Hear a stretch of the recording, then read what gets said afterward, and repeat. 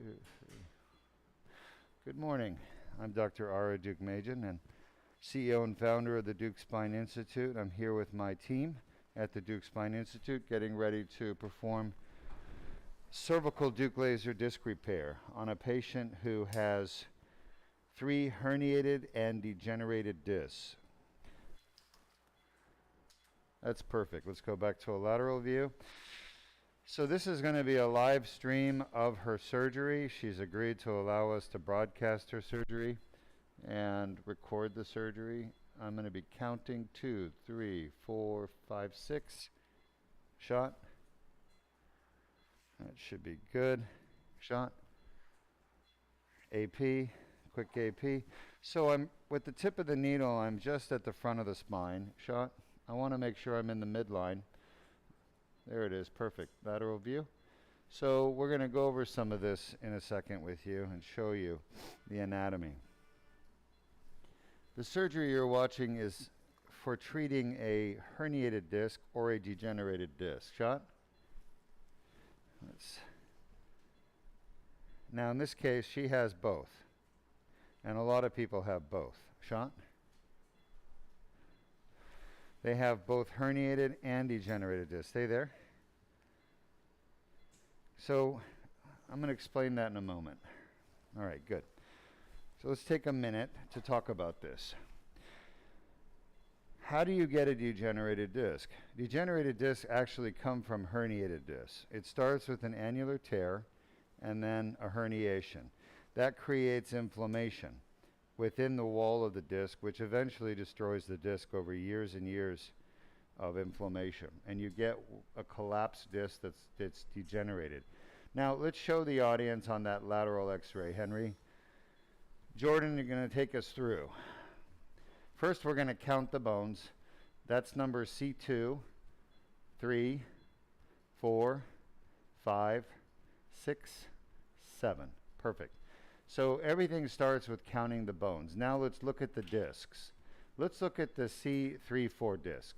Show us the disc height. The disc height is an important term. It's how tall the disc is. That's a normal height disc right there where the arrow is. That's number 3-4. We're not fixing that one today. But let's go down one to the degenerated disc. You see that height there? It's 50% of the height of C3-4. That, where his arrow is C4-5. We are treating that disc. Now, not only is there a collapse, but there's also bone spurs in the back. Show us the bone spurs in the back. Yep. And show us the bone spurs in the front. Yep. So this disc is degenerated with bone spurs, okay? We are not going to be removing all the bone spurs. We don't do that. It's not necessary to do that. Now, let's take a look at the disc that we're at, C5-6, right there. That's even more collapsed than C4-5. And the problem is with both of these discs, in the back, there's a tear and a herniation. We're going to go for the herniation, and we're going to repair the tear with a laser. And then we're going to do the final disc will be at the bottom, which actually we'll probably do second. Now this is a lateral view. We're looking at the neck from the side. And let's show them the endotracheal tube because the patient is asleep under general anesthesia. That's the esophageal temperature probe. There's the endotracheal tube right there. It's a straight line. That's a tube that's located within her airway, providing support and mechanical ventilation. Show us the esophageal temperature probe. There you go. The esophagus is always behind the trachea. All right, we're going to do a discogram. We always do a discogram, and the purpose is to look for the tear and the herniation. And you can actually see it. Shot? All right, so the disc is not taking much dye because it's collapsed, but you can see in the back there's a herniation. Yep, there you go. And it's outlined by the dye. Let's get an AP view. Now on the AP view, you're going to see that we've entered the spine in the middle, and you'll see that the esophageal temperature probe and the esophagus are deflected to the side. Show us the esophageal temperature probe. See how it's deflected to the side, away from us? That's right. And then show us the endotracheal tube. There you go. Okay, so 2 tubes. All right, let's go back to a lateral view. If you have questions, feel free to ask. But this patient is having surgery not because she has herniated discs or degenerated discs. Here's the important take-home message. She's having surgery because she's having symptoms from the herniated discs and degenerated discs. It's the symptoms we're treating, not going after structural abnormalities, because everybody has structural abnormalities. Once you hit 40, everyone's going to have herniated disc, bulging disc, degenerated disc. But not everybody has symptoms, and we don't treat discs that don't have symptoms. All right, so I put the guide wire. Next, I'll be numbing her skin up. And the reason we numb the skin up with this medicine is two reasons. Number one, we are putting a numbing agent, which is going to help reduce her subconscious response to pain as we make an incision. And number two, we're putting epinephrine, which is going to help stop bleeding. Now, this is a relatively bloodless surgery. It's done through a 4mm incision. We're going to fix all 3 discs with one 4mm incision. As a matter of fact, we may lose more blood just on putting the local in than we do for the whole surgery. Sometimes that's the case. Typically, the blood loss is 1 cc. That's 1 milliliter. It's 20 drops of blood. Incision. I'm going to make a 4mm incision with a number 11 scalpel. You guys see that? Yes, we do. The entire surgery will be done through this small 4mm incision. This is the future of spine surgery today. All right, let's see if I can get the needle out shot. I want to keep the guide wire in place. So as I'm doing this, I'm checking the x-ray. You have to be careful if you do endoscopic surgery like this, because you could accidentally pull the guide wire out while you're taking out the needle. I've not done it before, but I felt that it could happen, because sometimes the needle grabs the guide wire because the tip of the needle is bent. Shot? So now I'm going to advance the dilator past the esophagus, past the trachea, past the carotid sheath, past all the vital organs and structures in the neck. Now I'm in front of the spine. Let's get an AP view. On the lateral view, you can see that I'm touching the spine with the tip of the dilator, which is exactly what I want. I'd like to be somewhere in the midline on the AP or front view. There it is. We're perfectly in the midline. It's dead center. Show us with the arrow, Jordan. Now her symptoms are in the right arm. That's why we're starting in the left. It's easier to shoot across. So Jordan's just showing you the midline. Midline is middle. If you do this kind of surgery, you want to enter the front of the disc in the midline. And you can have about 5 millimeters to a centimeter left and right of the midline safely. But we're dead center today. All right, I'm going to advance this.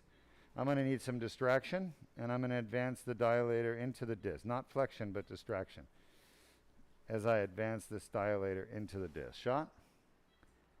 All right, so now I've got it started. I'm going to take the guide wire out. I'm going to just get a lot of comments on this using of the dilator and the hammer. But the hammer is truly the safest way to do this. And the reason for that is that the hammer allows me to deliver a very precise amount of energy. I can control it and modulate it.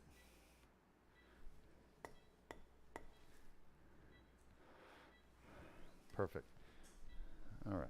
So at this point, I need a little more distraction. You guys see we're doing the entire surgery through this tube. Henry, can you see this tube here? Yes, we can. So just to give you an idea, this tube is 4 millimeters. So this is a metric, and you can see that the incision only needs to be 4 millimeters because the tube is 4 millimeters. So we're not going to need a bigger incision than that. All these other surgeons are doing fusions for this problem, but you don't need a fusion. A fusion is what everyone else is going to recommend because they don't know how to do this type of surgery. But this endoscopic surgery was first developed in Korea, South Korea, when it was done in the neck. Different parts of the world develop different parts of the endoscopic surgery. Distraction, strong distraction, shoulder pull, Are you kidding me? Let me know when you guys are distracted and pulled. Yes, no, maybe so. Yes? All right. Give me a little more.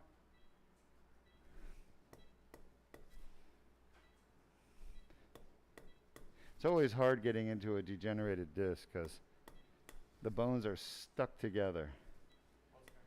As you do this, you must watch the tip of the dilator. Show us the tip of the dilator. That cannot go much further in. It can go a little further, but not much. Distraction, we're almost there, guys. You guys are doing great. It's almost perfect.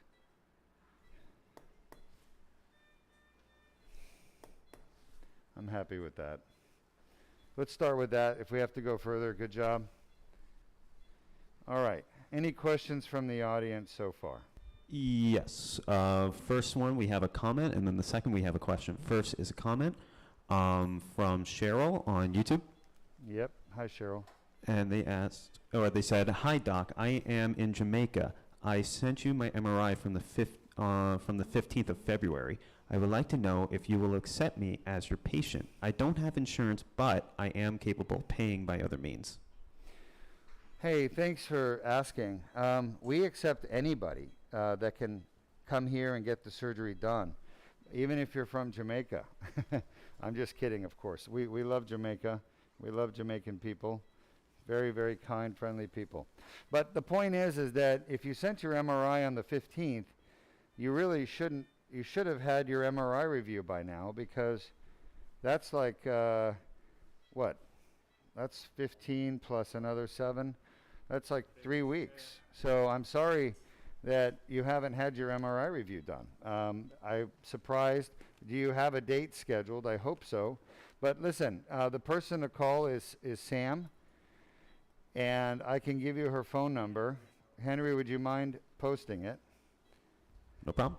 It's 321-775-1299. 321-775-1299. The only reason why usually we won't do an MRI review is if you didn't send us the MRI or the report. So we need the actual images and the report, not just the report. I cannot do an MRI review and recommend treatment based on a report. I must see all the pictures. So that may be the holdup. All right, let's get back to this. So you can see the endoscopic rig. We call it a rig. Can you guys see this, Henry? Yes, we can. So you have the endoscope, and then you have the camera, which is a high definition camera, light source, the laser, and irrigation. We also have suction here. No, I don't need that. Oh. You want me to? I don't understand. Everything okay? Yeah, everything's good. The machine is warming up. Huh? The machine is warming up. Can I go in? You can if you want. Yeah, I want to just take a look. All right, Henry, let's show our audience, how does a bulging disc or herniated disc actually cause pain? Because a lot of people don't understand the mechanism that they cause pain by.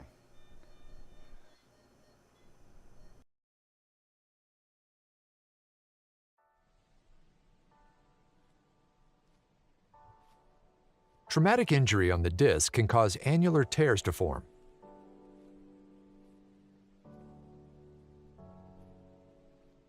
Pressure on the disc causes herniation of the nucleus pulpus through the annular tear.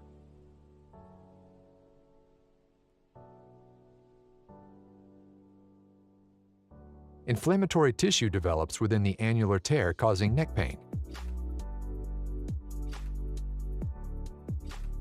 The inflamed annular tear generates pain signals.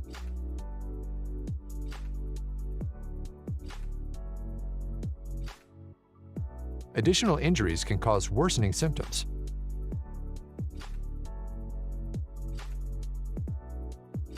Inflammation from the annular tear can spread to the nearby nerve roots, causing arm pain.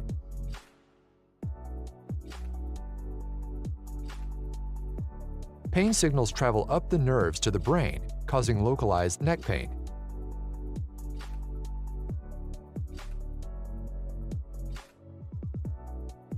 Pain signals reach the primary somatosensory cortex, causing conscious awareness of neck pain. If you have a herniated or bulging disc and neck pain, submit your MRI for a free review at www.mri.deukspine.com. Okay, welcome back. We've started the laser, and what you can see down here is the herniation right there. I know it's hard to see, and I apologize, but it should get better. There's a bone spur too. We're going to work on that as well. But right now, I want you to appreciate that, number one, we're inside that 4mm tube. You see, we're seeing the inside. And that's around 2.8 millimeters. And number two, there's the laser fiber right there. And now that's the bone spur. See it blasting the bone spur? Okay? Just have to be really careful when you blast bone spurs. You want to only treat the ones that need to be treated. It looks a little high on the power output, Luis.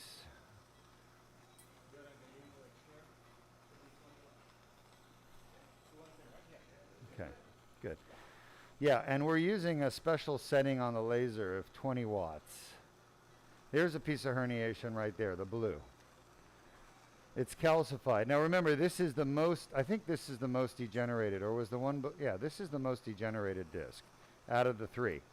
So the C5-6 is the most degenerated, C4-5 is the second most degenerated, and then C6-7 is the least degenerated of the three. Remember, degeneration is when the disc collapses and gets bone spurs and dries out. It looks dark on an MRI. We call it desiccated. Desiccated means dried out. I'm not removing all the bone spurs. I'm only going to take out the ones we have to, the ones that I think are strategically in place that are causing problems. All right. Those are going to be the ones that are pressing on the nerves. So let's show our audience a video. That's a bone spur, by the way. Let's show the audience a video of exactly what it is we're doing here with this laser.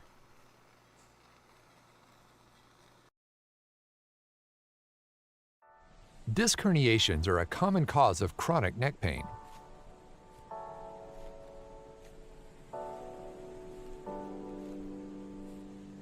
The inflamed annular tear causes neck pain. Inflammation of the nerve roots causes arm pain. A Band-Aid-sized skin incision is made. A small tube is inserted without damaging the bone or soft tissues.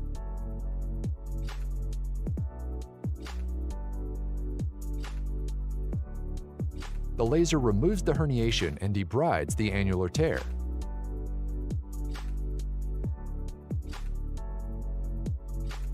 The annular tear heals on its own. It can take up to 12 months.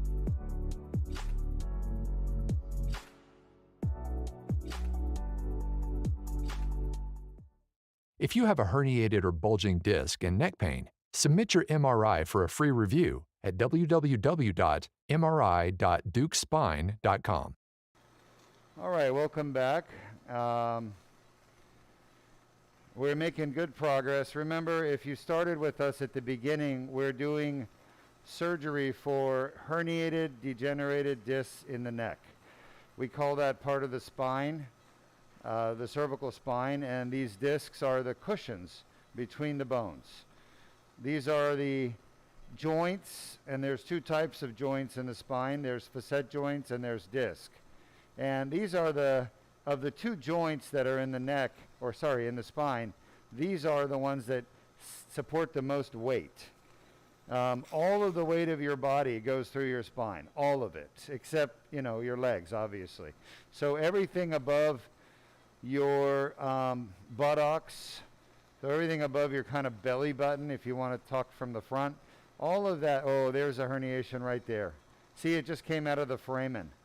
It's really scarred up. Look at how thick, look at how hard it looks, all the calcium on it. That is a herniation. That was pushing on the nerve out there in the neural foramen. Anyway, just getting back to what I was saying, there's two types of joints in the spine, the facets and the disc. The facets are in the back. They support about 15% of your body's weight. Your discs support 85% of your body's weight. So it's no wonder that discs are bigger and they're built different than the facet joints. Remember, the more weight a joint has to support, the bigger it usually is. Okay? So the disc is a lot bigger than a facet. And people get problems with both discs and facets. But in the case of this patient, it's really interesting, actually. It's really interesting because, let me just draw a parallel here or make a point. The discs support 85%. There's different numbers, depends on where it is, but 80 to 85% of your body weight. And guess what? The discs represent 80 to 85% of the problems with the spine, with degenerative pain, degenerative symptoms. The facets support 15% of your weight of your body, and they represent about 15% of the sources of pain. So I've never thought about that until just now. I never drew that parallel, but that is a fact. It's quite interesting, isn't it? So the incidence of disease from a structure, facet versus disc, is proportional to the amount of weight that it goes through it throughout your lifetime, and hence probably the amount of wear and tear. Okay? Very interesting. This is not in textbooks, folks. This is new stuff that we're just figuring out as we go along. Progress. All right. Any questions? Yes, we have a couple questions. This first one comes from Canes25 on YouTube. Hello, Haynes25. And Kane said, Doc, I have a question. Where would your arms ache primarily if you have compression at C4-5? So if you have a herniation or compression at C4-5 and it's hitting the nerves, then it's going to hit the C5 nerve root. So look at the C5 dermatome maps. It's going to be going from your neck into your shoulders to the top of your shoulders, and maybe down along the outside of your arm, the outside of the arm, and up to maybe the wrist. That's the distribution of C5. Okay. However, a lot of people don't understand that there's not just nerve roots in the neck, but there's also spinal cord. And spinal cord can get pressed too. And when your spinal cord gets pressed or irritated, then it could affect your entire body. So all bets are off with that. This is the foramen, F-O-R-A-M-E-N. These are all bone spurs, and I'm blasting them with the laser. Okay? The nerve root is down there, and I'm taking all this stuff off of the nerve root. This is all inflammation, chronic inflammation, from years of untreated herniated disc in her neck. This is a female, and she's presenting to us with right arm symptoms and neck pain, and I think cervicogenic headaches. This is herniated right here. All this stuff I'm removing, it's a mixture of herniated disc and bone spur. So the herniated disc is really the nuclear material sitting in the annulus causing inflammation within the annulus. And you saw that earlier in the video we showed you.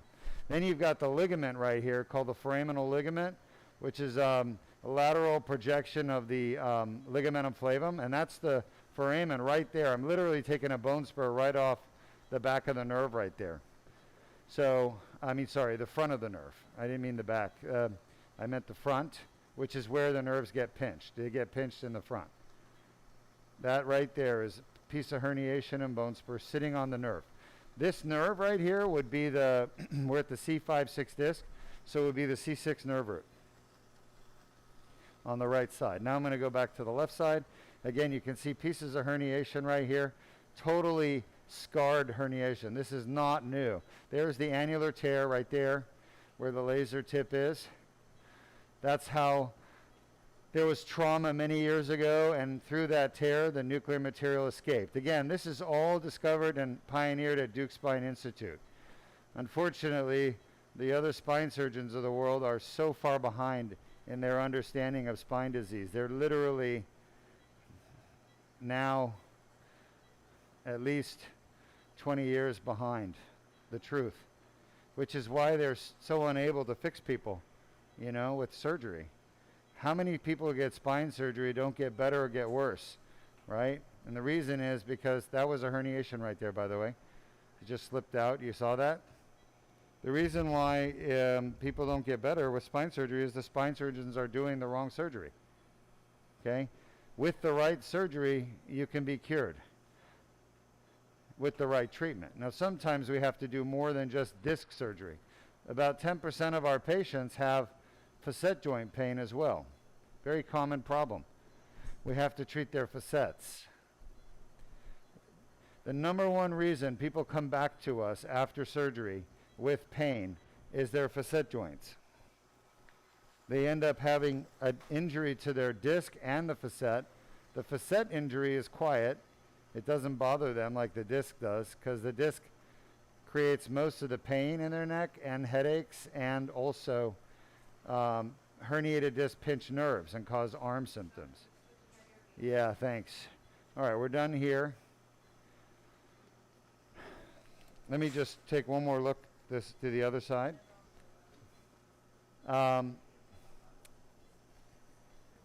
What about the tubes? I was talking to the engineer, remember that they need to the reverse engineer? Yeah. That only costs $10,000. Oh, right. No, we're going to use my engineers. Oh, you got to remind me. All right. Well, I've gotten all the herniation out of the foramen. This is just a little scarred up ligament called the posterior longitudinal ligament. We're done here.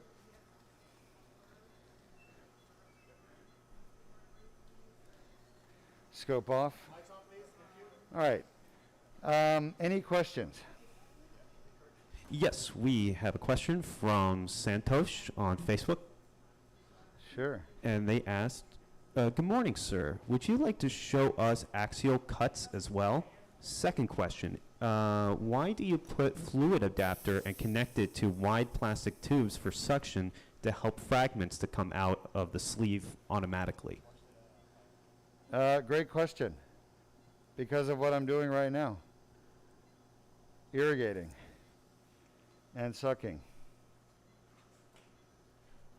See?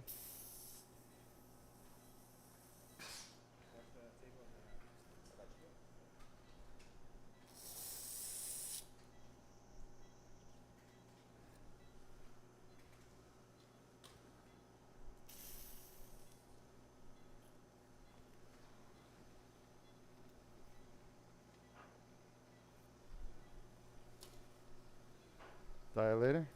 Sorry. All right. Very good. So at this point, we're going to move. Do you have any other questions? No current question. And as far as axial views, yeah, we can't show everything. Maybe in the future we'll be able to, but we're limited on what we can show you with respect to the MRI scan. And we're limited because, you know, we just don't have a means to do it unless you have some suggestions on how we could show more views during the live stream. But suffice it to say, any disc abnormality can cause symptoms. It doesn't have to be severe. It can be an annular tear with a disc bulge, okay? We have to get away from the belief that the MRI is going to show you what's needed to make a decision about treatment, because it doesn't. The MRI is part of it. Is that it? All right. 2, 3, 4, 5, 6. Where are we going next, Luis? Go down and then go up. You want to go down? All right. Will you hold the dilator? Will you hold the dilator in place? Gentle. Shot. All right. Don't push down. Just keep it in place. Shot. All right. So at this point, the tube is now out of the disc space. I've got it. Shot. And I'm going to remove the tube, leave the dilator. And this move here is one that we developed at Deuk Spine. There's nobody else in the world that does it. And if they do it, they copied it from us, from me, the pioneer. And it's basically to treat more than one disc, you're going to have to either make another needle stick and go through a separate hole, or you can move the dilator tip. And this is a technique I pioneered 16 years ago to treat multi-level disease. All right, you want to go down? Everybody ready?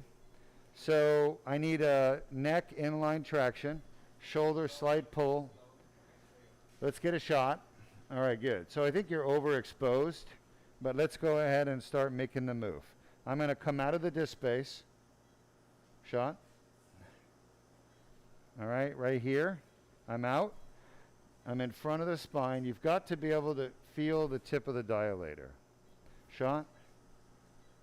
I'm in the front of the spine. I want to verify that I'm in the midline. Let's get an AP. So we're using an X-ray machine to navigate. Another one, Luis. All right, perfect. We're in the midline. Let's go back to a lateral view. This is very important. If you're going to do this kind of surgery, you have to be able to move this tip straight down to the next disc and not come off the spine. All right, shot. All right, so we're now at the next disc. I need to verify that I'm in the middle. Everybody stay where you are. Quick shot, quick shot. It's not a long shot. All right, I'm a little off to her right. Shot.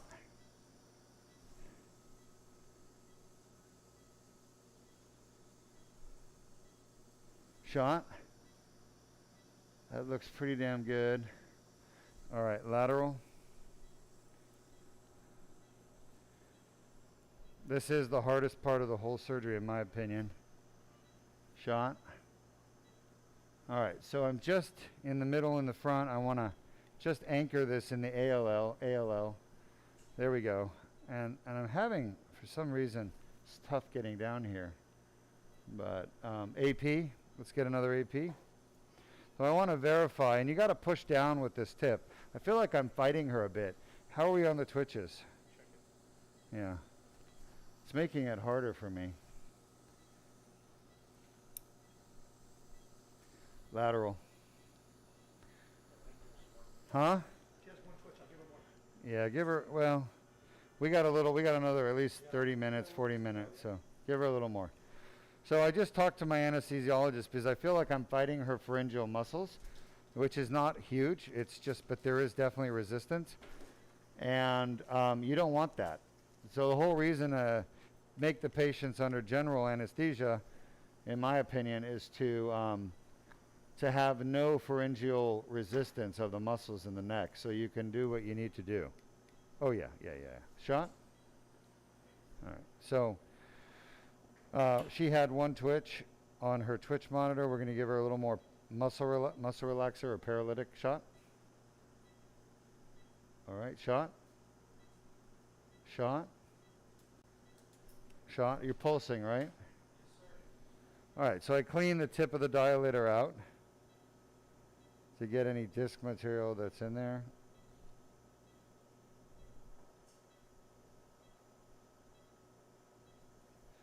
I can still get it in the hole, thank God. Shot. All right, so is there a reason? Shot. So you can see a little bit of dye, but this is, again, scarred up. Take it out. Scarred up disc, but there is a blush now behind the tip of the dilator. All right, now we're at the back of C6-7. The most common disc we fix is C5-6. The second most common disc we fix is C6-7. Everything good? Yeah, I appreciate it. Show us the tip of the dilator. That's right. Yeah, perfect. So it's at the back of the vertebral body. That's where we want it. Now I'm going to bring the tube down, and remember, all this is being done with a 4mm incision. Shot. See how the dilator moved back a little bit? Yeah. That's from her muscles contracting and pulling me out of the disc space. So we're working on getting her muscles a little more relaxed. Are you giving me shot? Are you giving me inline? Yep. Shot? All right, so almost there. I'm going to advance the tube over the dilator. Shot? And again, you have to watch as you do this. Shot? Because two things are going to happen. Your dilator is going to move back, and your dilator will move forward. Shot? You don't want either. See there, the dilator moved back. You guys see that? Show us, Jordan. You don't want that, because then you're doing a biopsy of the disc. We don't want a disc biopsy. Shot? All right, I want to put the dilator back.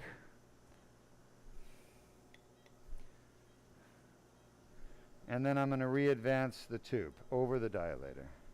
Shot? And again, see, it did it again. Now, why is this happening? Anybody know? Let's see who's astute. The reason is there's a lot of pressure inside this disc. Now, why would there be pressure inside the disc? The answer is inflammation, like we talked about. Shot? It's like hide and go seek here.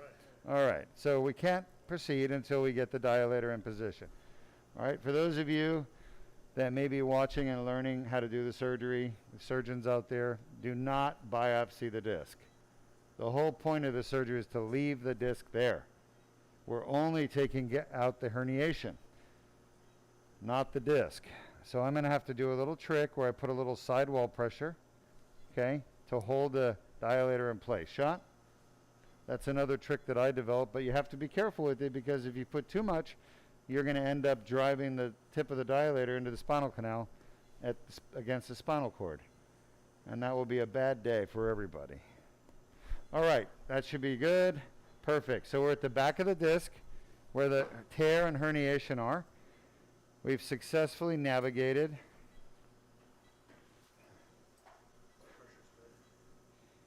Has she had any reconstructive surgery? Facial? Okay, so at this point, let's show the video one more time of how the Deuk laser disc repair actually works, so people could get a good understanding. But before you do that, folks, this is a 4mm incision. You cannot have a less invasive surgery of the spine to treat a herniated disc correctly, properly, than this surgery. This is the Deuk laser disc repair. Beautiful. You can see tiny incision. She's going to go home an hour after this surgery. There is no hospital stay. Okay? We've never had a hospital stay for these patients, ever. We've been doing it 16 years here with over 1,600 of these endoscopic cervical, lumbar, or thoracic procedures. Okay, we're treating all areas of the spine. Any disc problem you have, any degenerated disc, herniated disc, bulging disc, protruded disc, ruptured disc, slipped disc, you name it, we fix it. We don't fix fractures, not with this technology. We don't treat tumors yet, and infections we don't treat. Well, we do kind of treat infections, yeah. So if you have a disc infection, we'll treat it. We can biopsy the disc and we can treat it with antibiotics directly inside the disc for discitis. So yes, we can treat infections. I apologize, but not like massive osteomyelitis with deformity infections. It just has to be a discitis or a discitis osteomyelitis. Here's the herniation right here. Remember, we're at the back of the disc. As long as the laser, you control the tip, the laser energy only goes out. There's a herniation right there. You see it pop out? We call that a reverse herniation, coined at Deuk Spine. It means the herniation went from being outside the disc up against the spinal cord and nerves, and it just popped back in. We call it reverse. It reversed itself. changed its mind. The real reason is there's a lot of pressure in the disc from inflammation. This is scar tissue here, the white stuff. The blue stuff is reverse herniation. I love it. That is therapeutic, my friends. When you see that, that's the herniation coming back into the disc, but not into the disc itself, into our tube. And we're removing it through a tiny little metal straw. Once again, this is outpatient. This patient, the surgery is an hour. The patient will take an hour recovery, and tomorrow she'll be sipping margaritas on the beach in a bathing suit, enjoying a nice time with her husband. We have a few questions. One more thing I want to say. For those of you who are interested in cervical spine surgery, the alternative surgeries are fusion, there's a herniation, and artificial disc. Both of those surgeries have a very high complication rate. Anterior cervical discectomy and fusion, ACDF, or anterior cervical decompression and fusion, has a 48% complication rate. Let's just say what it is. It's 50%. Artificial discs have been published to have a 25% herniation rate, complication rate from surgery, complications of surgery. Complications, folks, are unwanted things, like injuring the esophagus so you can't swallow anymore, or damaging your vocal cords so you can't talk normally. This surgery you're watching, 0 complications, 16 years. We've never had a surgery complication. Okay, no esophageal difficulty, no dysphagia, no dynophagia, no hoarseness, nothing, no infection. This is the safest surgery in the world, and I'm going to give you another important fact. After you have spine surgery, your doctor is going to put you on powerful painkillers called narcotics, opioids. We've all heard about them in the news. Well, guess what? This surgery does not use any post-operative opioids. You're on Tylenol for one night and a muscle relaxer called Robaxin. It's not a scheduled drug. It's just a muscle relaxer. Look at that, more herniation. This is all on the right side at C6-7. It won't come out. All right, we're going to grab it out with the grabber. By the way, one more thing. Notice these herniations. There's lots of them. I'm going to show you this one. Okay, can you guys see this, Henry? Yes, we can. Look at this. Pretty damn cool, huh? Look at this one. Let's see how big this is. Show me the 1, 2, 3, 4. Can you guys see this? Yes, we can. So here's the metric. There it is. That's about I don't know, it's got a little tail. I want you to understand something. When you say I have a herniated disc, my disc herniated, it's not one herniation. It's literally probably 20 to 30. And the longer you leave it, the more herniations you're going to get. Here you go, Luis. Thank you. All right, questions? We have a question from E-Class 1 on YouTube. Hello, E-Class 1. Welcome. They said, I was hurt in a motor vehicle accident in New Jersey. Does the Deuk Spine Care accept motor vehicle accident insurance coverage or just cash payments? Great question. So someone is talking about insurance, and they asked about if they're injured in a car accident, do we accept that? We got another herniation. Let me show you this. Just came out of the tube. Can you guys see this? Here's another one, literally right behind the other one. I want you to know these are coming out of the C6-7. This is the C6-7 herniated disc, okay? And this one, let's see how big this one is. It's a little bit smaller than the last one, okay? That's millimeters, by the way, so you can see it's about 3 millimeters long and maybe 2.5, 3 millimeters wide.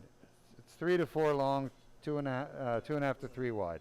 There you go. All right. So they look big because everything is magnified with the endoscope. Keep your stuff in order. But they're actually millimeters in size in the neck. And remember, the cervical disc is actually smaller than the lumbar disc. The lumbar discs are much bigger. Remember we talked about that earlier?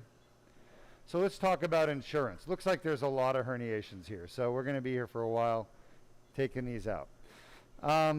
Deuk Spine Institute accepts everything.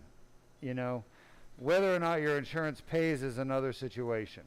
But we'll still, if you have insurance that will pay, we take it. It doesn't mean we accept just their payment. We have to negotiate the payment with them. Auto accidents we definitely take. However, if you're asking if we'll take a letter of protection where we don't take any money at all up front, no. That's gambling. And we can't survive off gambling. What we typically do for auto accidents is we will accept a deposit up front of a certain amount. It depends on how much your surgery actually costs. And then we wait till you settle your case. We will bill auto insurance, PIP, and take payment from PIP as well. So yes, we do take auto accident patients, but it's a case by case, and there's another herniation, and it really depends on what the insurance is. Is it PIP? Is it BI, UM? So long story short, we're happy to help auto patients. And the nice thing about auto accidents is that I can usually tell you how old the herniation is and whether or not it matches your injury, okay? Because I'm inside the disc and I'm looking at the characteristics of the herniation itself. For example, compared to the last disc, right? See all the blue stuff here? That's more recent herniation. Oh, that's a big herniation right there. That is huge. I don't even know if I can pull it out of the tube, but this is going to be the biggest one so far that we've seen. So the nice thing is I can testify about the age of your injury, whether it matches your car accident. Because the thing that the auto accident insurance companies always do is they try to say that your problem was pre-existing. It was there before. And it's not coming from the accident itself. Well, I would be able to tell you if that herniation is indeed from your accident. Now I have to say there's limitations. I can say it within, a few months, but I can't tell you one accident from another if it's just a month apart. Oh, there it is. Wait. Leave it on. Scope off. So I just had to use the laser to release this thing because it was starting to stick down. Oh yeah. Oh, big baby. Look at that, guys and gals. Don't mean to be sexist, just guys and gals, obviously. Why is this bent? How did you guys bend it? It was straight. All right, you guys see this? Yes, we do. So get a nice close-up on that one. That's a huge one. That is literally, I would say, that's about 7 millimeters long and about 4 millimeters, maybe 5 millimeters wide. That's our biggest herniated fragment. So, but the main point is, you guys see, it's not one herniation, it's many. And it's not one size, it's many sizes. So many sizes, many shapes, and many events, and each piece looks different depending on how long it's been there. So I can age them. Okay? All right. I hope that answers the, another piece. There's so many herniations here. Again, this is C6-7 for reference. If you look at the MRI, this is the juiciest of the 3 discs, the most normal. See, here we go. Any questions? Yes, we have a question from Bill LeBeau on Facebook. All right, Bill, hi. And they ask, do you also clean out the neuroforamen? Yes, we clean out the neuroforamen, Bill. Absolutely. As a matter of fact, we're one of the only people that do clean out the neuroforamen. Most spine surgeons don't. They just leave it.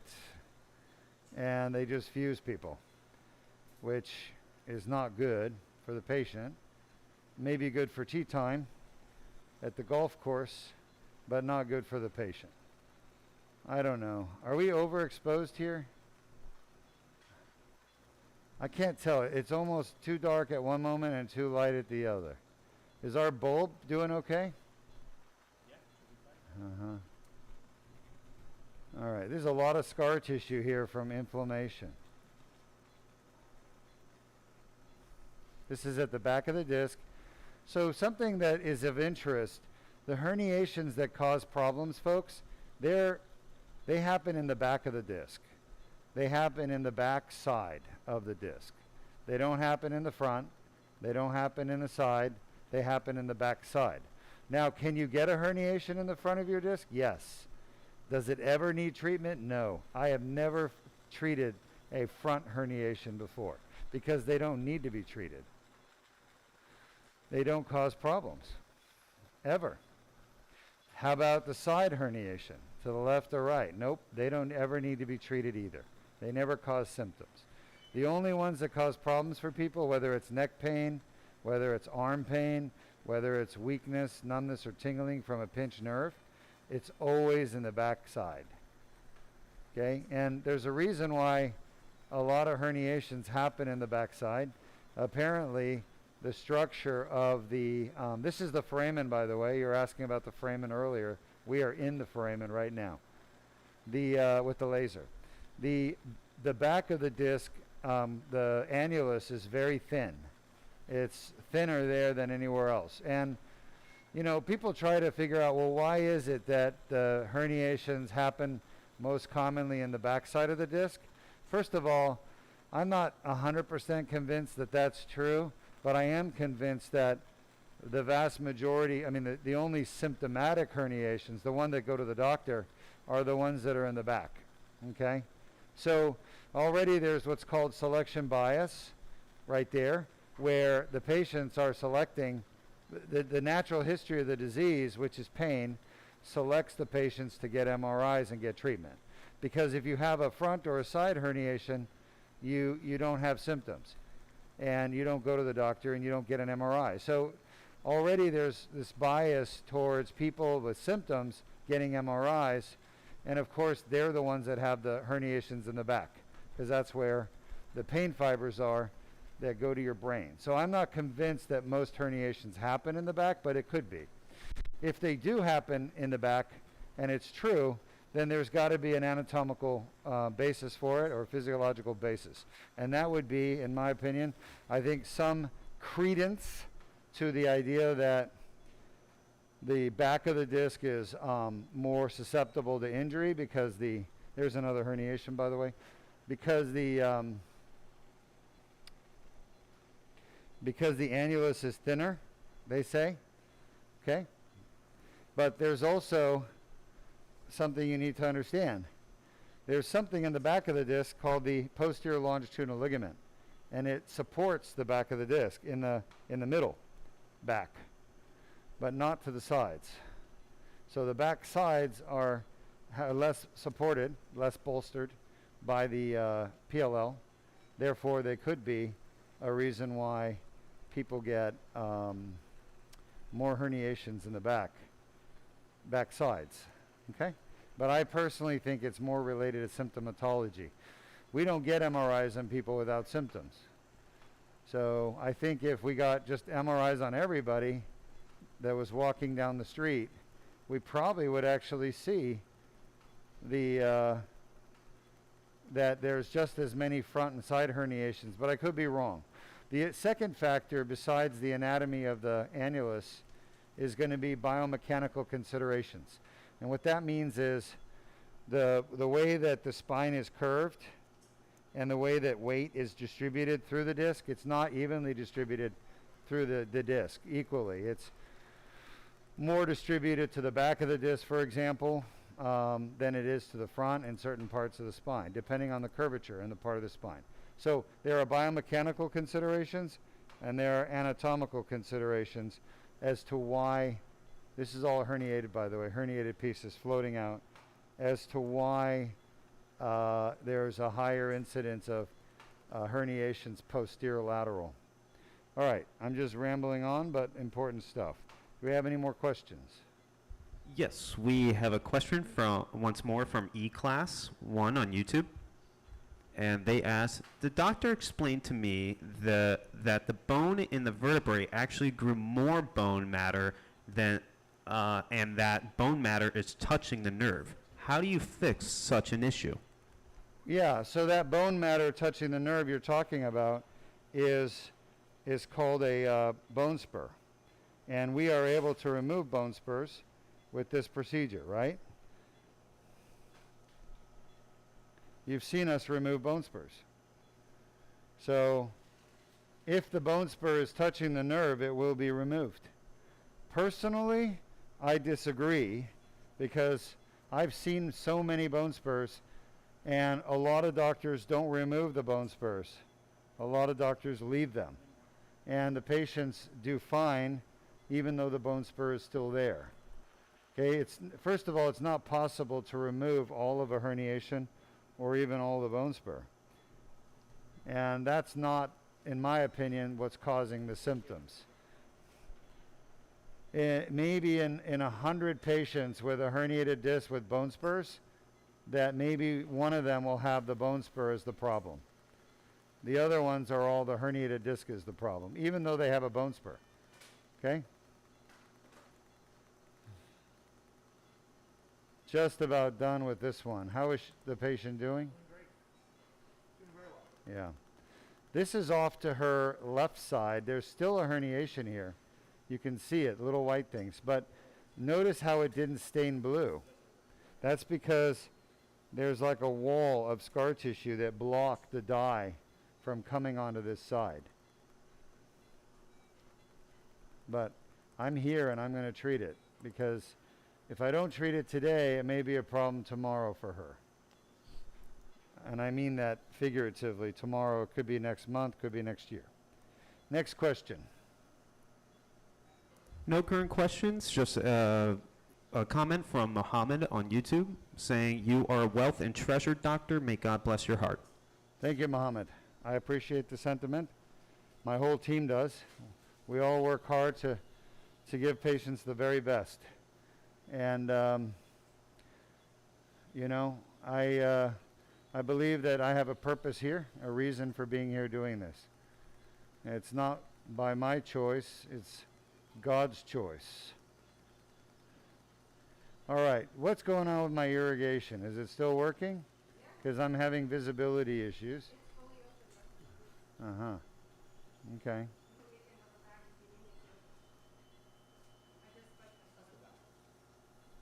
What is it?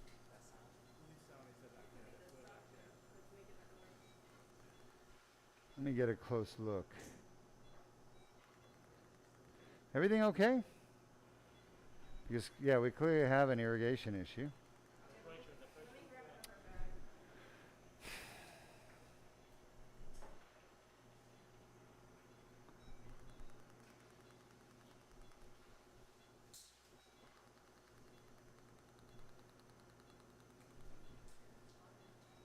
You can see when the irrigation is not perfect how the irrigation is important not just to remove debris but also to preserve the ability to see optimally.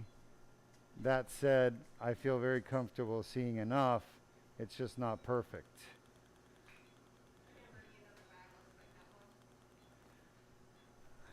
So Not- it's not the line, right? That is kinked somewhere. You check the line. You can see a little bit of herniation there. The line is fine. Very small amount. It's scarred down. Are you guys figuring it out or what? Oh, hold on. I may have figured part of it out. My other nozzle was open. It's helped a bit. It's actually better now. Yeah, it's not a temp, it's just more like a pressure stuff. But it's good, right? Yeah. Pressure's good? Yeah. It's better. It's definitely better. Part of it was the nozzle on the other side was open. We have a question. Yeah, sure. This comes from E-Class 1 once more on Yep. YouTube. Yep. And they ask, if it's a degenerative disc, how can it be repaired? The doctor told me that density is a 4 millimeter and should be more than 10 millimeter in density. Your thoughts? Yeah, doctors are going to tell you what they can based on what they understand. And their understanding is old understanding. So what they're telling you is not true. Your disc does not have to be 4 or 10 millimeters, okay? The disc can be 0, and you will have no pain, no neck pain, no neck headaches, no arm pain, no arm symptoms, basically symptom-free if you have this surgery, and we're not fixing the height of your disc. So the doctor is, unfortunately, either lying to you or they just don't understand the truth, and they're feeding you misinformation. No, I think we're almost done here. I'm literally just wrapping up the last few. We're just about done here.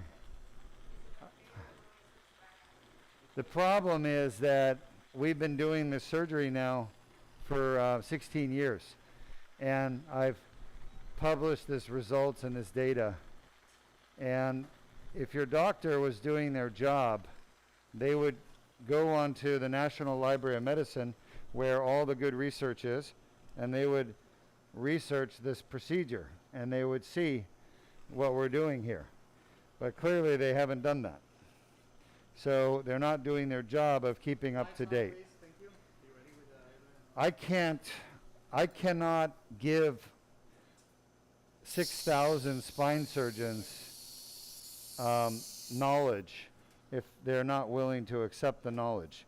There's an old saying, you can lead a horse to water, but you can't make them drink. I've published the data. We've gone to the meetings of neurosurgeons, the American Association of Neurological Surgeons, the most important, the Congress of Neurological Surgeons, the Florida Neurosurgical Society, the Southern Neurosurgical Society. I have literally presented these endoscopic surgeries and results which are better than anything anyone else is doing, and yet they continue to embrace old technology and old ideology that is incorrect, that is bad for you, the consumer, but good for them. You make more money doing metal surgeries, putting metal in people's spines, than you do doing endoscopic. I've made this point before. Surgery like this, I may get paid as a surgeon $1,000, but if I did a fusion, I would make $15,000. So surgeons, unfortunately, are motivated by money, and they're going to make the decision for you based on what's best for them, not what's best for you. And they've got great ways of explaining it, where it sounds very honest and genuine, and you might actually believe them. But in the end, they're motivated by money, and the more money they're going to make for your procedure, that's the procedure they're going to do. Why do you think the federal government restricts any kind of companies from coming in and giving doctors anything other than a pen? They don't allow steak dinners anymore. They don't allow little gifts, a vacation for a weekend. You're not allowed to give a doctor anything of value over like $5. And they have to disclose these gifts, by the way, if they get one. So why do you think the government of the United States blocks doctors from getting something in exchange for prescribing a specific treatment? The reason is because time has proven over and over again that doctors' behavior is tied to reimbursement, personal gain. And you're a fool if you don't understand that. I'm sorry, but I can't teach that concept to you. But that is exactly what's happening all around the world. Doctors are being incentivized to do treatments that are bad for the patient but good for them. And I can tell you about it. Whether you want to believe me or not is up to you. But it's the God's honest truth.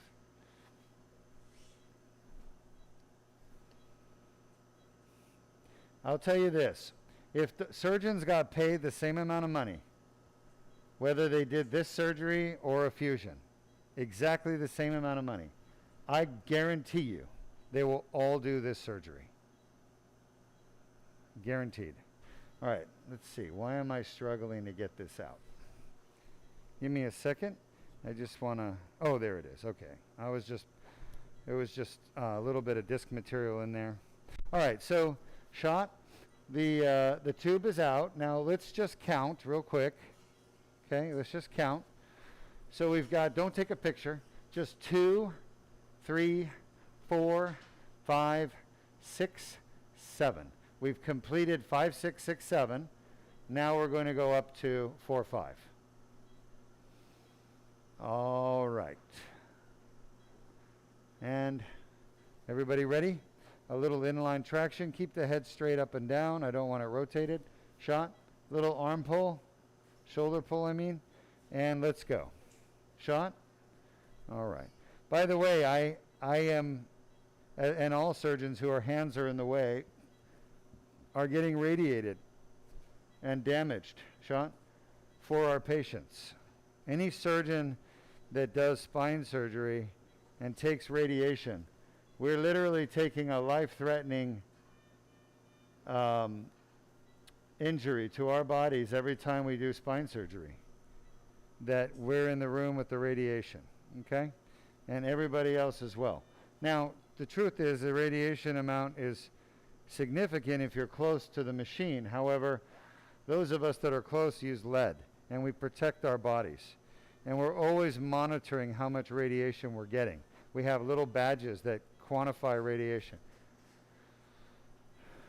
That said, people don't know that about orthopedic and spine surgeons.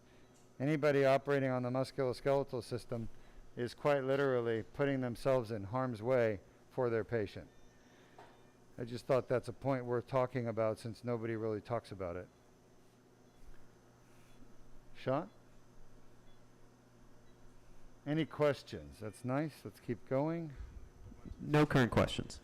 All right. Let's just show the video then of how does a damaged disc actually cause so much pain in the neck. Shot?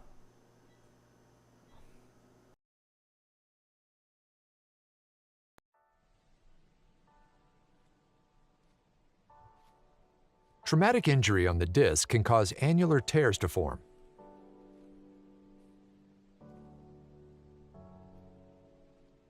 Pressure on the disc causes herniation of the nucleus pulpus through the annular tear.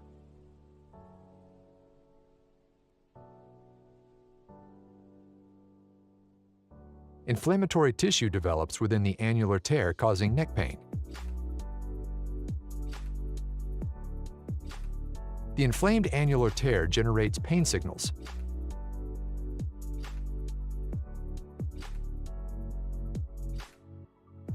Additional injuries can cause worsening symptoms.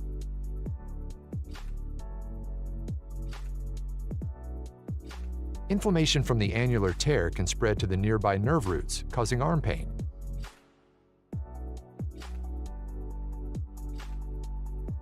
Pain signals travel up the nerves to the brain, causing localized neck pain.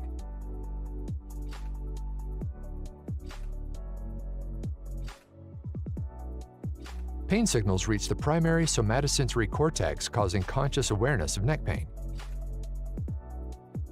If you have a herniated or bulging disc and neck pain, submit your MRI for a free review at www.mri.deukspine.com.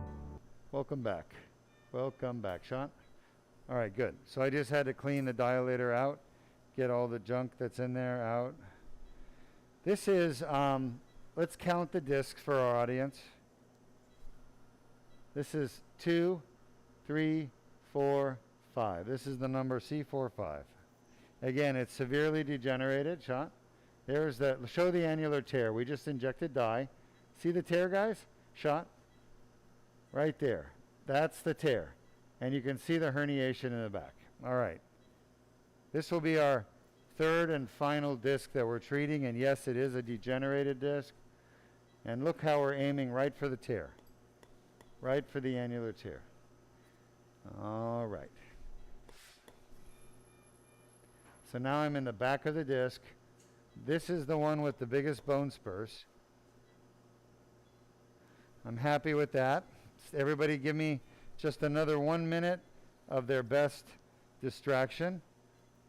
Folks, we've lost about 10 drops of blood, maybe 15. That's less than 1 milliliter, ml. So most spine surgeries like this, an ACDF or an artificial disc, they would lose 150 to 200 cc's of blood. We lost 1. Give me good distraction, everybody. Good distraction. Almost there. 10 seconds. Excellent. Excellent. Let's try that. That should be good. Relax. Good job, everyone. Let's show the audience one more time here, Henry. Look at that incision. See it? Yes, we do. Who wants a big, nasty incision? Where's a marker? Let's show. I'm going to show you what the incision would be if this patient had an ACDF. Okay? If they had a fusion instead. From here to here. What a difference, huh? This is why this Deuk laser disc repair patients don't have swallowing problems. They don't have voice change because damage to the voice box. They don't have scar tissue. They don't need painkillers afterwards because we're not damaging the body. All of those other surgeries damage the body badly. That's why people need painkillers. That's why they have scar tissue after those invasive surgeries. Do you understand, folks? Okay. We have another question. Yeah, I just want to drive this point home. There's a piece of herniation. The point I'm trying to make is all the bad stuff you hear about fusion surgery, artificial disc surgery, it's all for one reason, the surgery. The surgery itself causes those problems. It doesn't need to cause those problems if you have endoscopic Deuk laser disc repair. You don't have to have damage to your body. This is as natural of a remedy as you can get. There's nothing foreign being put in, and we are not hurting her in any way except for the skin incision. All right, go ahead. This comes from E-Class 1 once more on YouTube.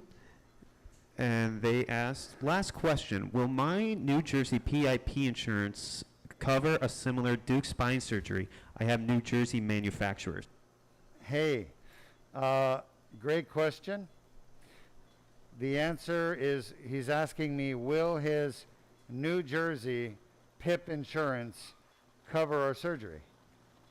I have no idea. Nobody knows. The only people that know are the insurance company.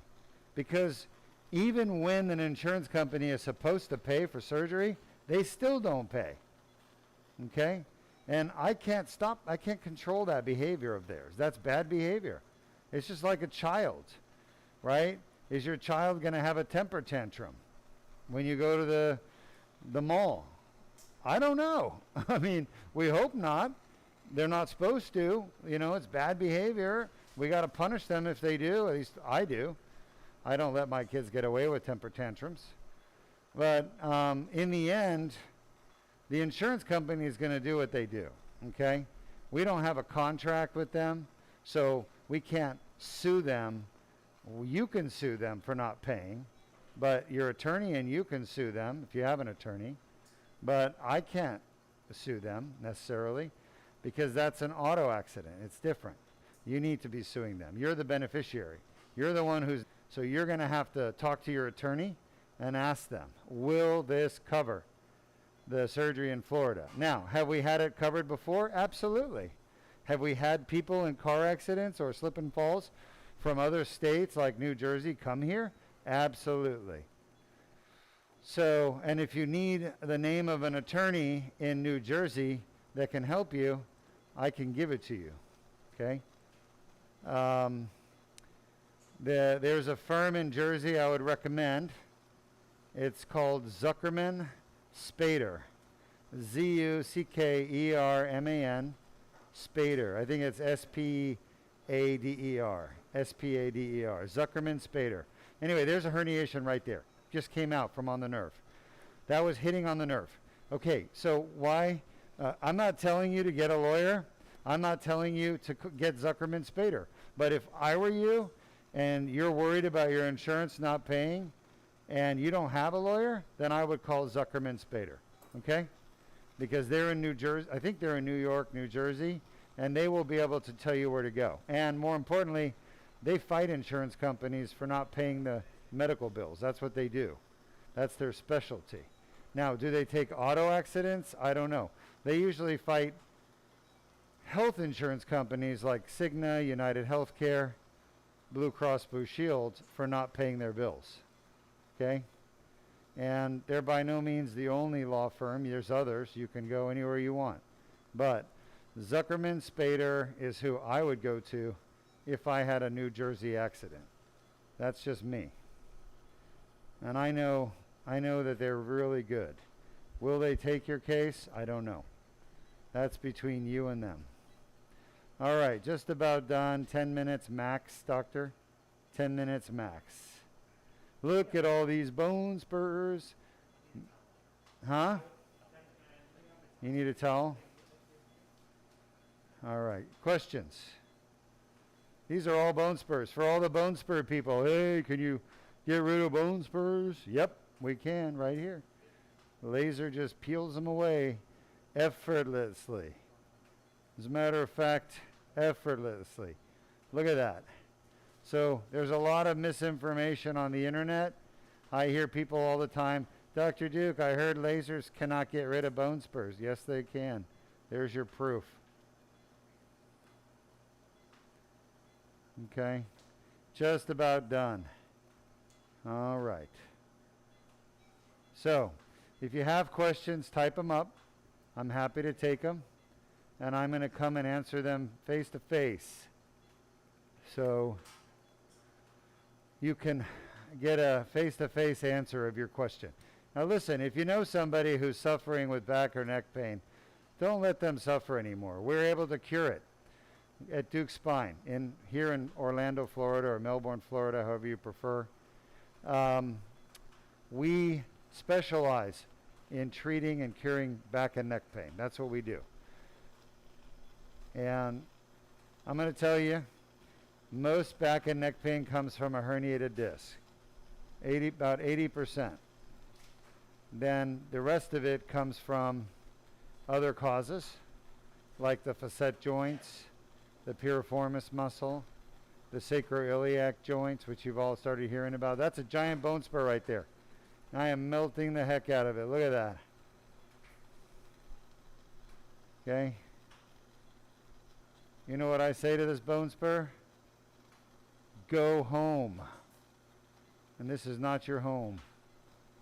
Anyway. Yeah, I just have to, obviously, you can't just go big right away. You got to peel it away, millimeter at a time. Not even a millimeter, sorry. See the width of that glass tube? That's a millimeter. We're doing sub-millimeter. That's how precise this is. Okay, just to give you an idea, the walls in here, in this tube, the wall from side to side is 2.8 millimeters. That's nothing, folks. That gives you an idea of how magnified everything here is. So it looks bigger than it actually is, but that also is a testament to how precise the laser is, right? Because if that's 1 millimeter of that laser side to side, and you can see that I'm peeling off the bone and ligaments less than a millimeter. There is no surgery tool other than the laser that is more precise. So all this nonsense doctors are saying online about lasers not being good for you, they just saying that because they don't know how to do laser surgery. And they never will. They never will. Because to them it's easier to just try to lie to you and tell you guys laser surgery doesn't work than to go out and learn how to do it, which takes years and years of dedication, time, and effort. Okay? Lying is a lot easier for these people. Just to lie to you and tell you that laser doesn't work is easier than going out and learning how to become a laser endoscopic surgeon. And that's the kind of people you're dealing with, folks. Is that really the kind of doctor you want? Someone who's going to lie to you, start your relationship off by lying to you, that's bad. There's too many like that. Hey, what's going on with the irrigation? All right. Well, we're done with the procedure, but you already switched, right? Yeah. No problem. I just want to get this one more piece of herniation out. It's stubborn. It's sitting at the bottom like a grouper or a catfish. Doesn't want to come out. We're done. Oh, we're done. Well, we're done. I told you, 10 minutes max. I mean, you know we're on the third disc, right? Yeah. I mean, when do you do the reversal? How long before we're done? When you say 5 minutes or less. Yeah, we're less than 5 minutes. Yeah, we're ready. I'm sorry. I thought you were supposed to do the reversal 20 minutes before, but I didn't realize it was. But there, it's a reversal, but she's already naturally almost reversed, right? From metabolism. Is that correct? That's correct. All right. I just don't want her. You're just doing the last little bit. I get it. Yeah, it makes perfect sense. Yeah. But you're right. I do tend to go longer than I say I will. But you can still switch to Tiva, right? At this point? Yeah, but that would delay the weight. It will? Woo, that's cold. I can feel that on my hand. I could feel that on my hand. That is cold. I like it. You guys are doing a great job with this irrigation. All right. So folks, if you have any more questions, type them up. I'm going to come and answer them for you face to face. I am 1 minute till I'm done. Now notice we didn't get rid of all the bone spurs. Why? Because number one, it's impossible. But number two, there is the last of the herniations right there. Let me grab that. Number two, it's not the bone spurs really causing the problem, as so many doctors say it is. It's honest to God, the herniations that are causing the problem. Too big. I'm sorry, Dr. Berndes. This guy just popped out at the last second. And it's not my fault. They raised their ugly head. I have to bisect it. All right, I will take questions since I'm now working on this last piece of giant herniation that's been here for a long time. No. Blasting it, pulverizing. Yes, no questions? No current questions. Wow.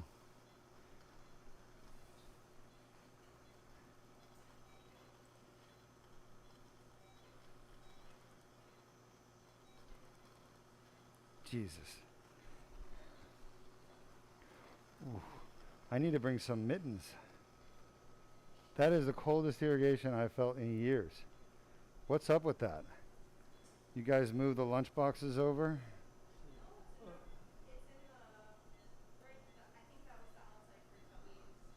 Oh, outside.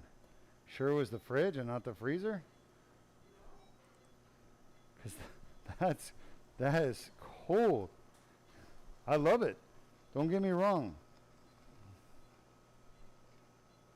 The colder the better. There's another big piece of herniation. So because, just so you, technical note for those of you watching, because that last herniation was literally humongous, I couldn't deliver it through the birth canal with the tube, of course, this birth canal. So I had to break it up into little pieces. As a result, we were able to take the little pieces out. And by the way, that's what the laser's really good at.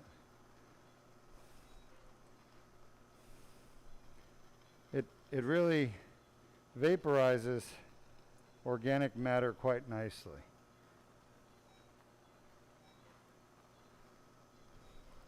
We have a treasure trove of herniations here. Let's go. Time to go home.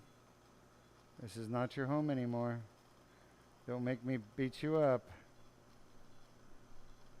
Again, another piece of herniation. Someday I'm going to have one of my research fellows sit down and watch all these surgeries. Oh, Sorry, Dr. Berndes. I've been a bad surgeon lying to you. No problem, you're used to it, right? No, it's fine. She's doing well. Vital signs are perfect. Yeah, these things are just not floating out, right? So I'm having to. Good. I mean, it can't be more than another minute or two.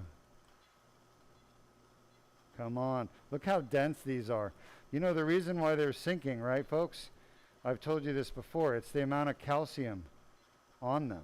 Calcium is a metal, and they literally are dense, and they have to be blown to bits to get them to float out, because the hydrostatic pressure that I'm giving them is not enough to lift them out. It's pretty cool, though. Pretty damn cool. This is all part of that annular tear complex. This is not really, this is herniation, but it's called interposed herniation. That should be good. Whew, my hands are cold. All right. Great surgery. It went very well, no problems. We lost probably maybe a cc or two of blood. I'll call it 2 cc's.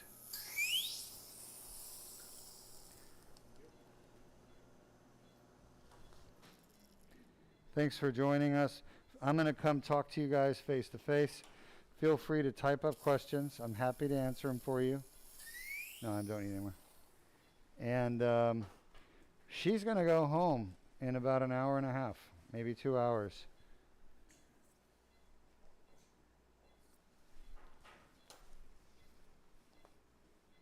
All right, let me show you what we've got here. I'm coming out, taking the tube out. Luis, can we turn off the CD lights, please? Thank you very much. Thank you. Awesome, thank you. All right, so maybe 3 cc's. And what's bleeding is the bone spurs. For those of you who are interested, normally we don't have any bleeding at all, but when you have bone spurs and you start blasting them with the laser, they do bleed a little bit. It's not much, but because bone is vascular, a lot of people don't realize that about bone. It's got channels, and that's where your blood cells are made, is in bone marrow specifically. Well, the bone spurs have bone marrow. They're not all cortical bone. They're a mixture of cortical and diploic bone. You can see that. Anyway, just going to hold a little bit of pressure, and then I'm going to show you the incision. Then we're going to go to a testimonial while I go see the next patient, do the timeout, and then I'll come back into the conference room in a few minutes and I'll join you. Feel free to type up your questions. I'll answer them for you. But overall, 3 discs repaired. 1 of them was herniated. 2 of them were severely degenerated. But this is a good case for learning, because many people think, oh, you can't fix a degenerated disc with a laser. Yes, we can. Or you can't, can you fix a herniated disc with a laser? Yes, we can. You saw that today. I expect her to have, 100% of her neck pain, her cervicogenic headaches, and the pain radiate into her arm to be gone tomorrow. Some people have a little discomfort that lasts for a few days from the surgery, but the pain from before the surgery is gone. Look at that, guys and gals. 4mm incision. This is the future of all spine surgery for degenerative problems. It's just happening at Deuk Spine Institute today. Can you guys see that? Yes, we can. Pretty awesome, huh? All right, see you soon. We're going to put a Band-Aid on that and we're done. Good work, everybody. Great job today. Our next surgery will be a single level cervical, right? Yes. All right. For a herniated disc. To a testimonial.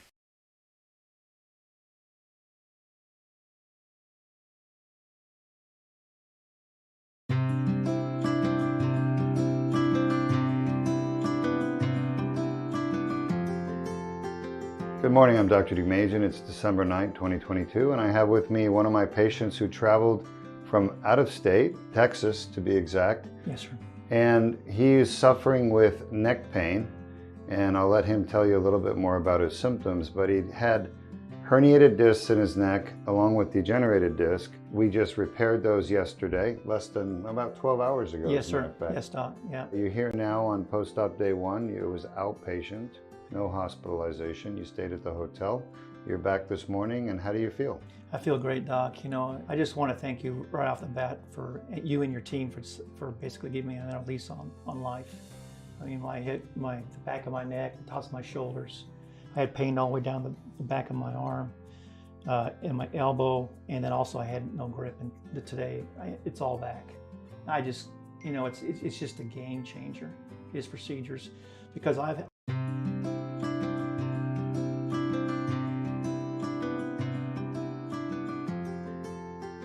Good morning, I'm Dr. Deuk. It's December 9th, 2022, and I have with me one of my patients who traveled from out of state, Texas to be exact. Yes, sir.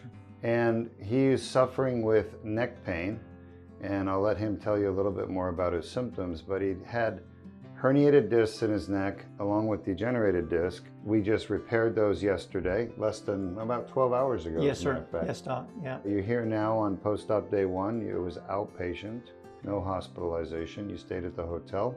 You're back this morning, and how do you feel?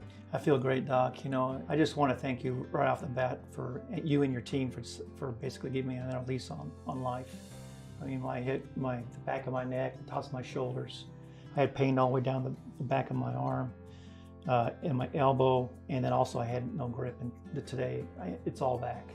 I just, you know, it's just a game changer, his procedures, because I've had fusions in the past, like 15 years ago, and those fusions, you don't want to do those because they just give you adjacent disc disease, and I have that problem right now on my back, and Dr. Deuk is going to fix it next week, so I'm very looking forward to doing that. We'll be seeing him again next week after his back is fixed. But you broke it up into 2 procedures, and we get people all the time asking us, oh, can I come there and get my neck and my back fixed? Yes, you can. We'll probably do it on separate days. So you got 3 discs repaired yesterday. You can Yes, sir. actually see right here in this video footage how small the incision is, tiny. And I was in there endoscopically using a laser to clean out the tear and remove the small herniations. And now here we sent you home an hour after your surgery, and here you are back today. And how much of that pain did we get rid of? All of it, Doc. 100%. I mean, 100%. And I mean, the doctor did. They did surgery on 3 different levels, and through a really small hole. 4 millimeters. Yes, 4 Doc. millimeters. Incredible. There's no stitches. It's just a Band-Aid. Yeah. You know, that's crazy. You know, if you have a fusion for three level fusion, I don't know how long that would be, but it's it's terrible. about that long Yeah. for a 3-level fusion. And then of course you'll have swallowing trouble for months, Not and good. then you'll have pain, and you'll be on narcotics. Are you on any opioids or narcotics? No, Doc. Last night I went home and to the hotel, and I just took a Tylenol PM, and that's all the medication I've taken since the surgery. Yeah.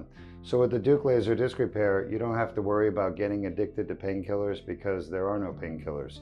Literally a Tylenol, and that's it, because it's so minimally invasive.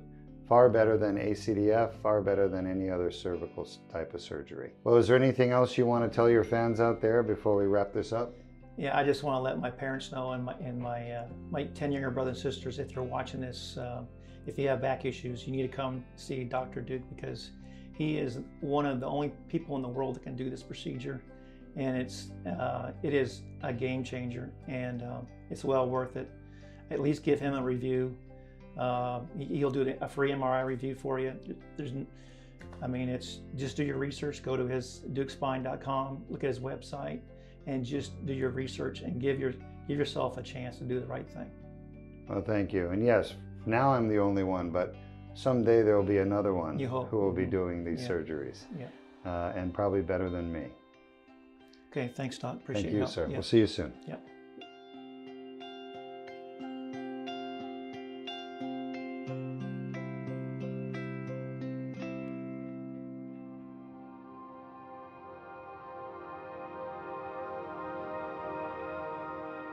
Good morning, I'm Dr. R. Deuk, CEO and founder of the Deuk Spine Institute, here with one of my patients who traveled from Mississippi. Yes, sir. Oxford, Mississippi. Oxford, Mississippi, which I've never been to Oxford, Mississippi, but I'm sure it's a lovely place. Very nice. And why did you come to Deuk Spine Institute here in Florida? I'm having issues with my lower back, shooting a pain all the way down towards my elbow, as well as having a little bit of stumbling while I'm walking within my left leg. And went to other physicians to look at my spine, whatever, and they wanted to do fusion and all kinds of other nonsense that I thought maybe there might be a simpler way, a process of doing things. Did a lot of research and found Dr. Deuk here. And what do we do for you? You guys did a C3, I think 3-4-4-5-5-6 at the Deuk laser disc repair surgery. And before surgery, you had neck pain? Correct. For how long? It's been ongoing probably for about 5 years. And then pain going from your neck into your right shoulder, down your right arm? Correct, just getting progressively worse. And that's kind of what made me finally to say I got to definitely do something about it. Here we are less than 24 hours after your surgery, the Deuk laser disc repair. You can see the incision right here, it's 4 millimeters. And do you still have that neck pain and pain in your arm? No, sir, zero pain. Gone? Gone, completely gone. Cured? In shock. Results better than I actually anticipated, which is a good thing, right? That's what I'm here for. Well, I'm not shocked. It's what we expect to see typically, which is good. The procedure works, and that's why we do it. It works better than anything else. Were you offered any other treatments? Yeah, they wanted me to go look at a, what do they call a spinal deformity doctor. And they possibly looked at like doing rods and pins and, and all that kind of good, the fusion and everything. So it just kind of... Why didn't you want to do the fusion option? Long time recovery time and just more of a difficult surgery. Yeah. Much more difficult surgery. And me working in my house, I still want to have good quality of life in the future. Yeah. Well, fusions have complications, a lot of complications. Scar tissue, bleeding and pain. Are you having any pain right now from the surgery? No, not at all. Just a little stiffness when I turn left to right, but that's par for the course. Yeah, the stiffness is going to take some time to work out. Sure. You've had bad arthritis in your neck, your discs were degenerated. You had degenerative disc disease and herniations and bone spur at C3-4, C4-5, C5-6. We went in and fixed all three. You will need therapy to increase the range of motion. It'll take time and you'll get better. Are you happy with your decision to come to Deuk Spine Institute? Very happy. I flew all the way down here from Oxford. Yeah, very good. So absolutely made the long trip. I fly back Saturday. And I feel much better flying on the plane than I did earlier. Just thinking, I'm not on any kind of pain medication, none of the muscle relaxant. There's zero pain, so I feel more comfortable hopping on that plane. And we did it all through a 4 millimeter incision. You could actually see the incision with the little tube going in to your discs. I moved the tube from one disc to the next, and we went back to the back of the disc where the tear was, and I cleaned the tears up with the laser. So that usually does the trick of getting rid of the neck pain when it comes from a herniated disc. And of course, we unpinched the nerve roots that were going down your arm. So that's why your arm is feeling better as well. I don't expect any of that to come back. You should be pain-free the rest of your life. Just don't re-injure the discs. Absolutely. I'm definitely glad to get my quality of life back. That's the number one thing. Anything you want to tell your audience? Anybody that's dealing with the same issues I have, I definitely recommend to come to the Deuk Institute of laser surgery. It's a wonderful thing. All right. Well, congratulations. Thank you so much. I appreciate it. Thank you so much. We will. Yeah. Well, my dad lives in Tampa, so my wife's up there in Oxford taking care of her stuff up there. So worked out good to have my dad here to pick me up and drop me off at the airport tomorrow. All right. Sounds good. Well, safe travels for you then. Thank you so much. I sure appreciate it. My pleasure.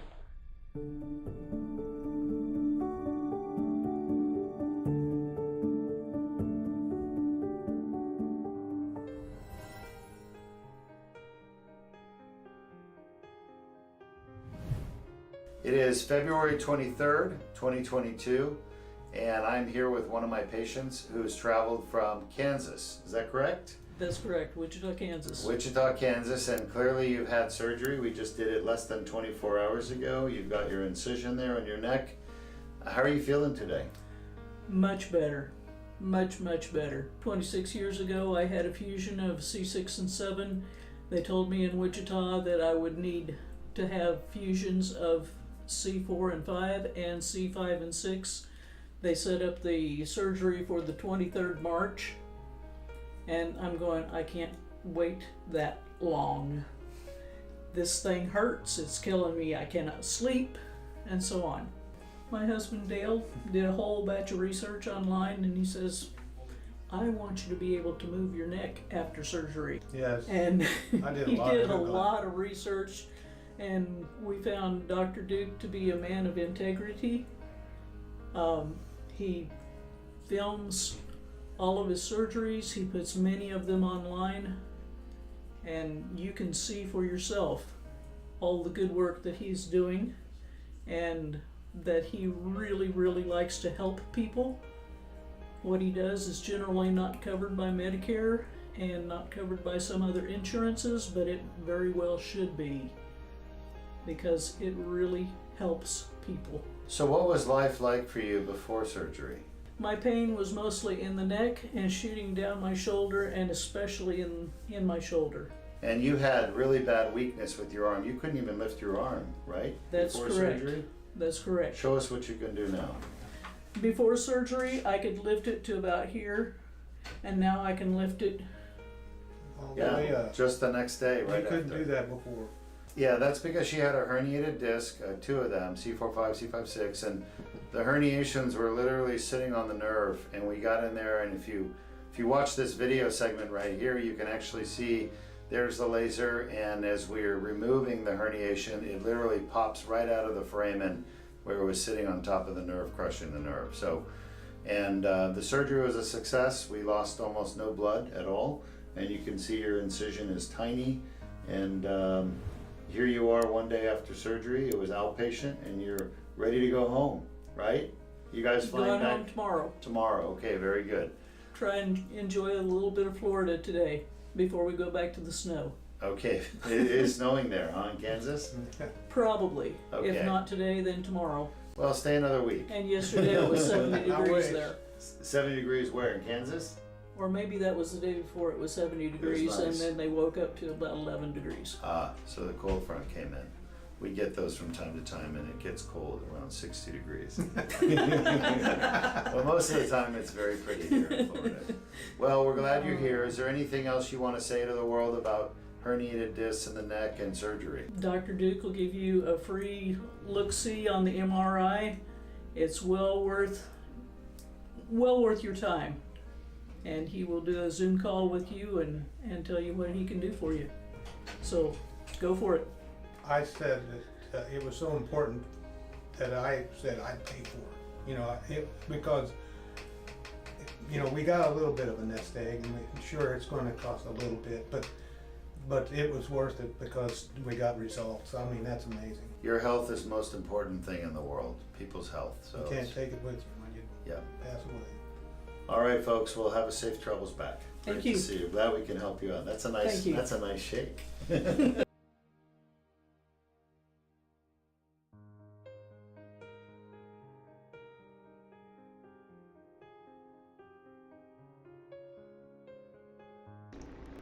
I'm Dr. Deuk, and you just were with me in the operating room a few minutes ago as we were finishing this patient's surgery. And just to reiterate, this patient had herniated discs in her neck, 3 of them, and we fixed all 3. 2 of them were degenerated discs, 1 of them was just a herniation, not too degenerated. You can see the difference if you fast forward through the video. You'll see that the C6-7 disc was more of a herniation, a lot more of the fluffy blue stuff, which is the nucleus pulposus that's degenerating early on in its stages of degeneration. Later on it turns more white, doesn't stain as much because it's full of scar tissue. Surgery went very well, went, as good as it could possibly go. We were able to remove a lot of herniations and a lot of bone spurs. Patient did fantastic, remained stable through the whole case. It was done under general endotracheal anesthesia. It was done with a 4mm incision. This is the future of all spine surgery right here you're watching. We did get some questions about insurance. I will tell you, just from my experience, the people who write us bad reviews and bad comments, it's always about their insurance. Folks, let's make this perfectly clear. It's not my job to make sure your insurance pays for your medical care. That's your job. You're the one who picks the insurance. You're the one who chooses the insurance to cover your medical care. So when there's a treatment available that's better than everything else and your insurance doesn't cover it, don't get upset with the surgeon or the facility. That's just wrong. That's just poor form. That's just a bad attitude. We call it sour grapes. If you don't know what I'm talking about, go read Aesop's Fables. There's a story about sour grapes. And basically, if you can't have something you want in life, don't cry about it. Go do something about it and make it happen. All right? That's the difference between winners and losers. Losers just complain. Winners fix the problem and they solve it. So as far as the insurance goes, we're doing the best we can as doctors in a facility. It's not our job to fix the insurance companies. That said, we do our very best to work with people so that try to get their insurance to cover the surgery. The problem is without contracts, without accountability is really what it comes down to, because after all, that's what contracts are for, is establishing accountability. Now, all of you people with insurance out there, you have a contract, I suppose, between you and your insurance company. If your insurance company is not paying for your care, then you need to hold them accountable, just like a child. When a child misbehaves, the parents have to hold the child accountable for their behavior. If you don't do that, the child grows up to be an adult that misbehaves. And adults that misbehave, well, they make the headlines all the time. Anyway, time to put the big boy and big girl pants on. I went through a period myself personally where I didn't have insurance, and I suffered through that, and it was miserable. And all it did in the end was motivate me to work harder, solve my problems so that I could have insurance. That said, when I had my sinus surgery a year ago, my insurance, United Healthcare, wouldn't pay for it. They called it experimental, just like so many of you have problems with your insurance. And just so we can bring the point to the head, the number one reason Americans go bankrupt today, and this has been true for the last 20 years, is unpaid medical bills by their insurance company. So don't think that Deuk Spine is the only one with a problem. Lots and lots of people have unpaid medical bills, okay? And those medical bills are frequently from treatment that the insurance companies are labeling as experimental so they don't have to pay for it. That's their only way to get out of paying for things. Call it experimental. Unfortunately, you're going to have to fight your insurance company to get them to pay. All right, let's get to our questions. Our question we have is from Kimba on YouTube, and they asked, how often do disc herniations cause nerve damage? My nerve conduction studies showed no damage to my left leg from the L4-5 left nerve root herniation. Great question, Kimba. So Kimba is asking, hey, how often do herniated discs actually cause nerve damage? Well, the nerve damage happens when the nerve is being crushed by the herniated disc. There's several variables here. One of them is the size of the herniation. Number two, the position of the herniation. Number three, the pre-existing size of the hole called the neural foramen or spinal canal where the nerve lives. If that hole is too small to begin with, then you don't need such a big herniation to press on the nerve and cause damage. If the hole is the right size and it's big, then you're going to have a lot more room for the nerve. But basically, nerve damage is related to how hard the nerve is being crushed and for how long. So there really is no one answer that the disc herniation has to be a certain size. It has a lot to do with the size of your canal that is there before the herniation. And that is it. Well, since that's the last question, I'll just say, if you're experiencing weakness, numbness, tingling in your arm or leg, those are signs of nerve damage. Weakness, numbness, and tingling. Pain, on the other hand, is usually a sign of inflammation. Inflammation can cause damage as well to the nerve, but less commonly than crushing the nerve from a herniation and stenosis. All right, thanks for joining us today. Hope you enjoyed the broadcast. We'll be back in about 45 minutes with a one-level cervical where we're going to fix C6-C7 on a tall patient, and he's got a pinched nerve on the right side. We're going to be entering the left side. So join us in about 40 minutes, and we'll have another surgery. We have a busy day today with 6 surgeries.